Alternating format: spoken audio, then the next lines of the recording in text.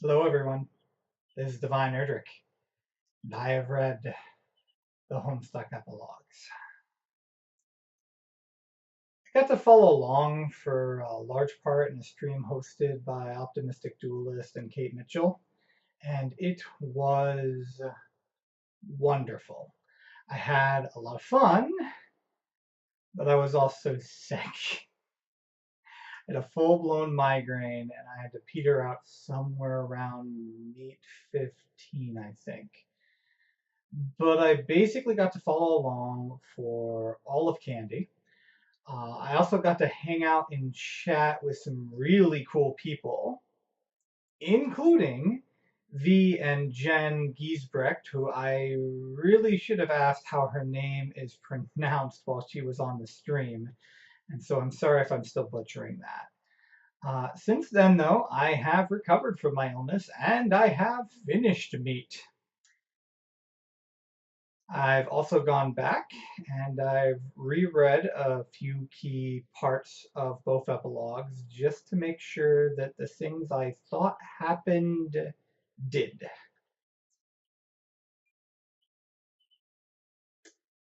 And now I'm at a bit of a loss for how to proceed. I feel kind of like when Deltarune dropped. I want to do stuff, but I'm not sure how to go about it. So I've divided this video into 3 parts. This intro, a cursory review, and then probably a bit of a deeper but mostly spoiler-free poke. So quick update before we go into the review. This is likely going to be in on updates for a while. Update culture is not, in fact, back. If you don't care about Homestuck, that's probably good news. If you do, it might be a bit disappointing. But rest assured, there is no shortage of content here.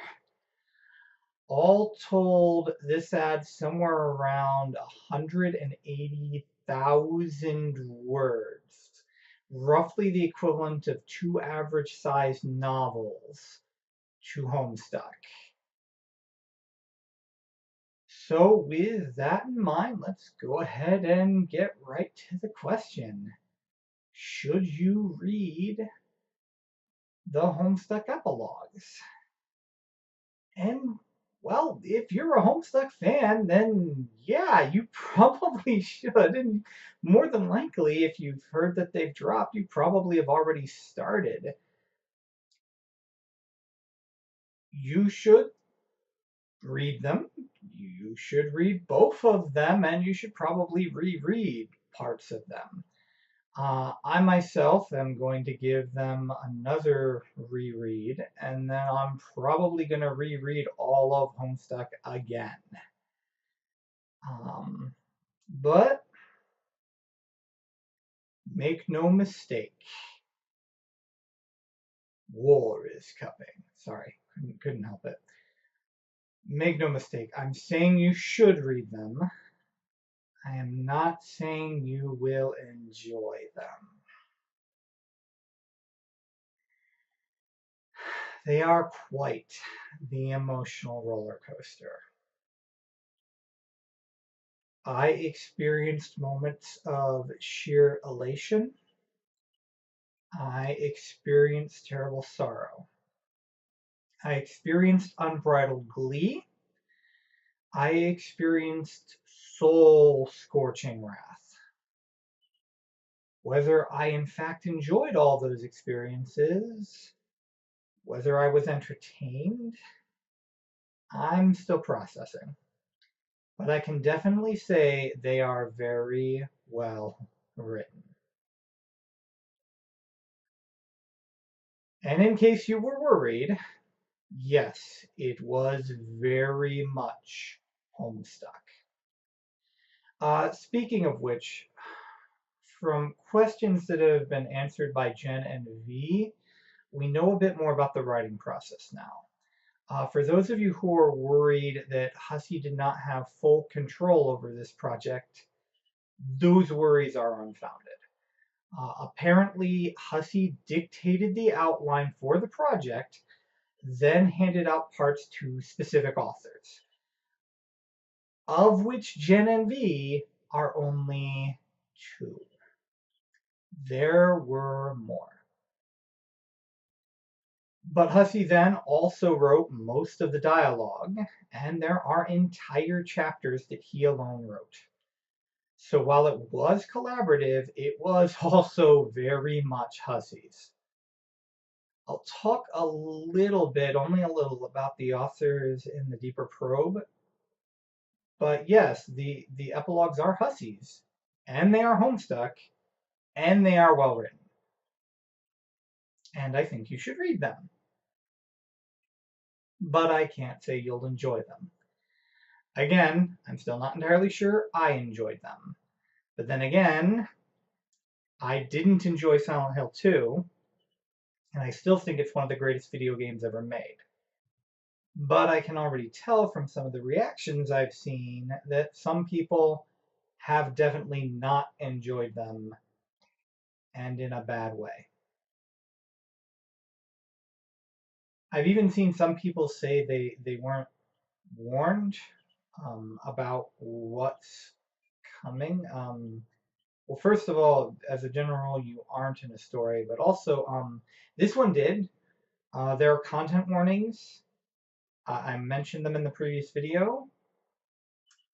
Read them. They are serious. And yeah, if you don't want to deal with that stuff, then maybe you shouldn't read them. There is some seriously fucked up stuff in the epilogues. So consider yourselves warned again. So with that, I'm going to take a 5 count and address a few specific things in the epilogue, some specific questions I think people will have. I'm going to try to avoid any kind of full-on spoilers, but it's hard to talk about this stuff in any substantial way without what many would consider spoilers. So actually, I would highly recommend you stop the video here and go and read the epilogues. If you're not worried about mild spoilers and you really do want to find out about a few things before you go ahead and read beyond the content warnings, then go ahead and stick around. But seriously, if you think you can survive the content, then you really should read them for yourself. And like I said, probably reread them. I know I'm going to. So here we go. I'm going to give a brief pause, stop the video, and then I'll continue.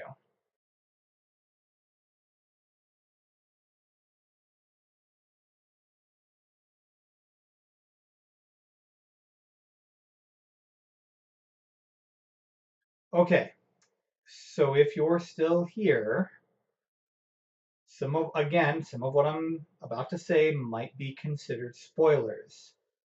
So once again, you've been warned, spoiler warnings. So I think the first question you might want to know is, does this actually wrap up Homestuck? In my opinion, the answer is yes, yes it does. By the time the epilogue is over, you will know what happens after Act 7 ends. You will know what happens as far as all of the events that were left unresolved beyond the door. You will know how the final battle ends. Now, the epilogue's not going to answer all of the lingering questions, although I think there is enough there to infer good answers to a lot of those questions. But if you're a theory crafter, Don't expect the epilogues to provide any kind of concrete confirmation for a lot of theories. In fact, if anything, the epilogues add even more layers to the story to consider. Which kind of brings us to the next question.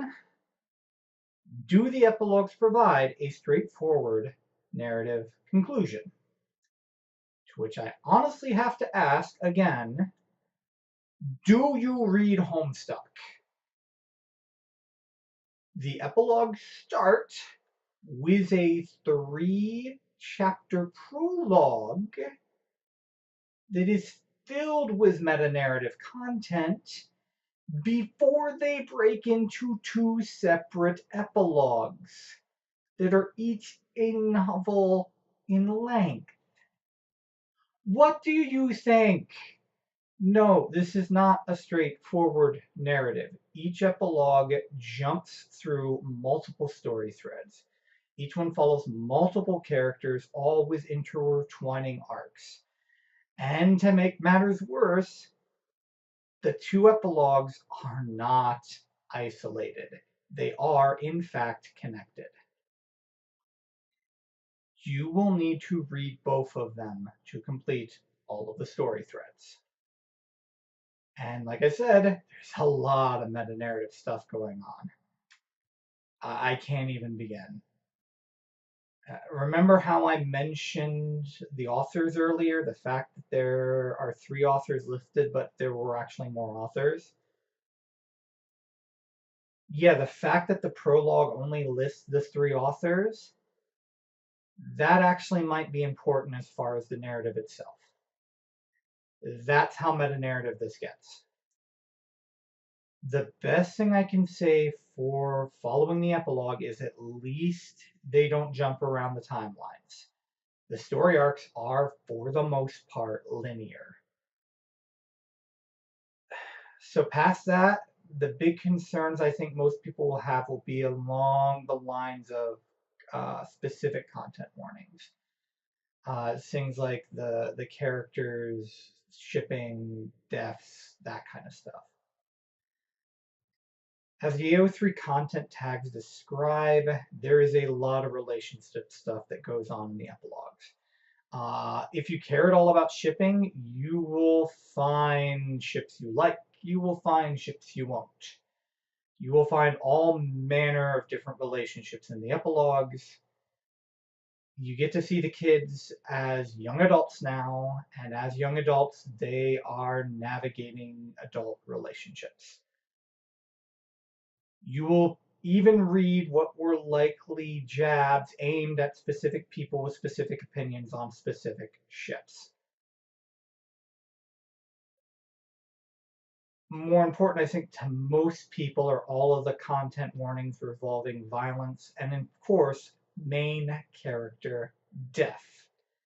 Yes, characters are going to die.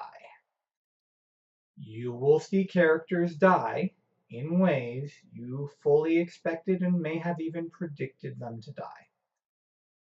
You will see characters die in ways that will take you completely by surprise, like a surprise punch to the gut.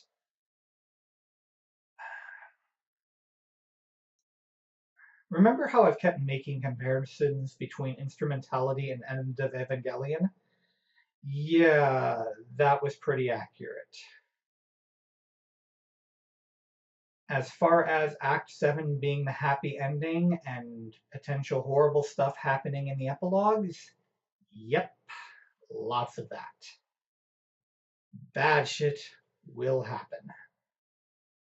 There will be moments of awesome and moments of fun and mirth and triumph, but these stories are full of a lot of turmoil. Again, have you read Homestuck? But if there's one thing I can warn you about, one thing I think you'll want to know before going into the epilogues, one thing I wish I really could have snuck in to the non-spoiler section, but it is a spoiler, so I couldn't.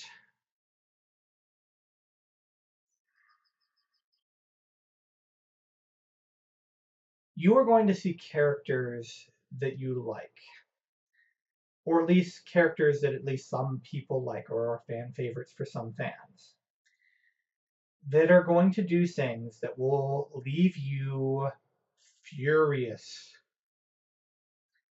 You are going to see characters do things that you will not like the fact that they do them, but you will also understand that from a narrative perspective, it fits their character and their story arc. But at least in one case, for fans of at least one character, you are probably going to see them do things that you are going to feel are out of character, and you are not going to be happy about it. There are actual, legitimate narrative reasons in the story for what happens. And it will all make sense at the end. But it's still going to suck. And I wish I really could just warn you more about it, but that would be a very direct spoiler. So you really should see what happens to yourself.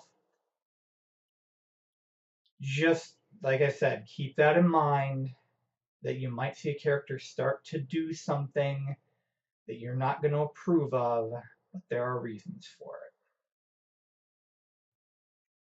And I really do think that you really should read the epilogues. I think everyone should try all of Homestuck for that matter.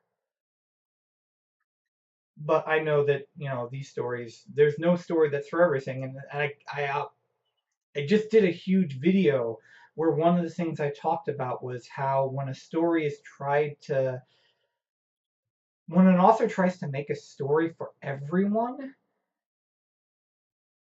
you can do it, but it ends up lacking the uniqueness when you choose your audience. And Homestuck is that way. There will be people that Homestuck is not for. And there will be people who like Homestuck who these epilogues are not for. But you owe it to yourself to at least give them a read. They really are very well written, very interesting. Just prepare yourself for the emotional roller coaster and understand that these are very, very much Homestuck. But there is still one last question I think some people have in the back of their head that I want to address really quickly. And yeah, this one is pretty heavy spoiler without going directly into everything in specifics.